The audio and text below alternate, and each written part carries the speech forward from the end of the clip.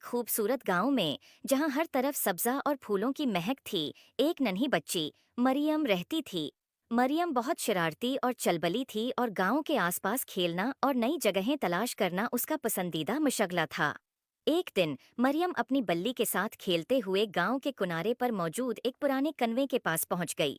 कनवा देखने में बहुत गहरा और खौफनाक लग रहा था, लेकिन मरियम को तजस्सुस हुआ कि कन्वे के अंदर क्या हो सकता है। जब मरियम कन्वे के किनारे पर झुककर नीचे देखने की कोशिश कर रही थी, तो उसका पांव फिसल गया और वो कन्वे के अंदर गिर गई।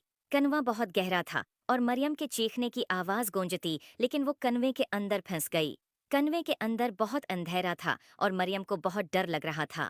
वो रो रही थी और मदद के लिए पुकार रही थी। अचानक एक नर्म और चमकदार रोशनी कन्वे के अंदर फैल गई और मरियम ने देखा कि एक खूबसूरत परी उसके सामने नमूदार हो गई है। परी की चमकती हुई पर और नर्म रोशनी ने कन्वे को रोशन कर दिया।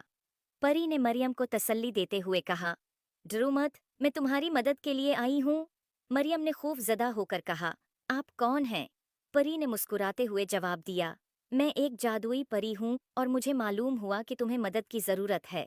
परी ने अपने जादुई छुरी से रोशनी का एक दायरा बनाया और मरियम के अर्द गिर्द फैला दिया। मरियम ने देखा कि उसके कदमों के नीचे ज़मीन हमवार हो गई है और उसका खौफ कम हो गया है।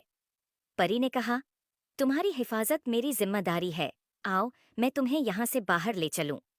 परी ने अपनी छुरी से एक रास्ता बनाया जो कन्वे के ऊपर तक जाता था। मरियम ने खौफजदा होकर पूछा, क्या मैं इस रास्ते से ऊपर चढ़ सकती हूँ? परी ने मुस्कुराकर कहा, हाँ, ये जादुई रास्ता तुम्हें महफूज तरीके से ऊपर ले जाएगा। मरियम ने हिम्मत जमा की और जादुई रास्ते पर कदम रखा।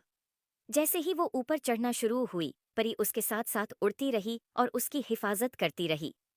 मरियम ने देखा कि कन्वे की दीवारों पर खूबसूरत मनाजर बने हुए हैं और वो देखकर खुश हो गई। आखिरकार मरियम कन्वे के ऊपर पहुंच गई और उसने खुशी से चीख मारी, मैं आज़ाद हो गई। परी ने मरियम को गले लगाया और कहा, तुम बहुत बहादुर हो, हमेशा अपनी हिम्मत को कायम रखना। उम्मीद है आपको स्टोरी पसंद आई होगी। Please like